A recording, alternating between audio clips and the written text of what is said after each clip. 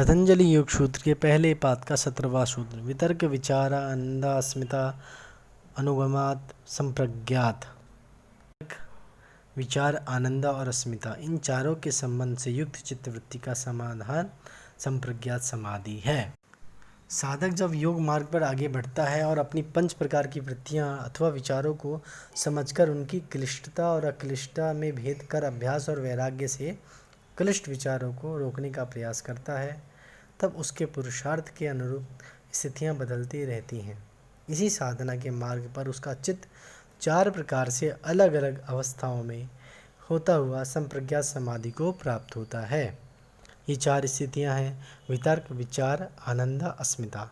अर्थात कहने का अर्थ है कि इन 4 स्थितियों के अनुभव से संप्रज्ञात समाधि लगती है, इसलिए संप्रज्ञात समाधि के 4 प्रकार भी कहे गए हैं। जैसे कि पहला है वितर्कानुगत संप्रज्ञात समाधि, दूसरा है विचारानुगत संप्रज्ञात समाधि, तीसरा है आनंदानुगत संप्रज्ञात समाधि और चौथा है अस्मितानुगत संप्रज्ञात समाधि। संप्रज्ञात समाधि किसी न किसी वस्तु, विचार, अनुभव के आलम्बन से ही घटित होती है। यह समाधि आलम्बन पूर्वक घटित होती है। यह आलम्बन स्थूल या सूक्ष्म दोनों हो सकता है। वितर्क संप्रज्ञात समाधि के आलम्बन स्थूल विषय से होती है और ध्यान के समय वह स्थूल विषय को आलम्बन बनाकर समाधिस्थ जब होते हैं तो उसे वितर्क संप्रज्ञात समाधि कहते हैं। जब साधक ध्यान करता है तो 5 महाभूतों से किसी भी एक भूत का आलम्बन लेकर समाधि की ओर बढ़ता है। इसी प्रकार इसे वितर्क अनुगत संप्रज्ञात समाधि कहते हैं। महाभूत पृथ्वी, जल, तेज, वायु, आकाश।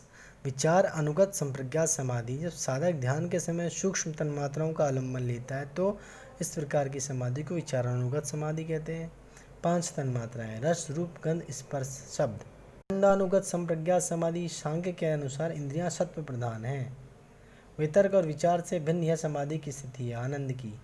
यहाँ स्थूल और सूक्ष्म विषय पर आलम्बन नहीं किया जाता, अपितु इंद्रियों के सत्व स्वरूप में एकाग्रता की जाती है। इंद्रियों के सात्विक सुख की अनुभूति से ही आनंदानुगत संप्रज्ञात समाधि कहते हैं। ग्रहीता, ग्रहीण, ग्राह्य, प्रमाता, प्रमाण, प्रमेय, ध्याता, ध्यान, ध्येय। उपरोक्त को वेदांत में त्रिपुटी कहा जाता है। इन तीनों के परस्पर संबंध को समझ लेने से अत्यधिक विज्ञान भी स्पष्ट हो जाता है, आध्यात्मिक विज्ञान भी स्पष्ट हो जाता है। अंतिम चौथी संप्रज्ञात समाधि है अस्मितानुगत समाधि, जब जीवात्मा सभी जड़ पदार्थों को स्वयं से भिन्न मानकर और समझकर अपने स्वरूप को पृथक जान लेता है और स्वयं के स्वरूप में चित्त को एकाग्र करता है, तब उस स्थिति को अस्मितानुगत संप्रज्ञात समाधि कहते हैं। संप्रज्ञात योग के ध्येय पदार्थ 3 माने गए हैं। ग्राह्य, इंद्रियों के स्थूल और सूक्ष्म विषय। ग्रहण, इंद्रियों और अंतःकरण तथा ग्रहीता, बुद्धि के साथ एक रूप हुआ पुरुष। जब ग्राह्य पदार्थों के स्थूल रूप में समाधि की जाती है, उस समय समाधि में जब तक शब्द, अर्थ और ज्ञान का विकल्प वर्तमान रहता है तब तक तो वह सवितर्क समाधि है, और जब उनका विकल्प नहीं रहता तब वही निर्वितर्क कही जाती हैं।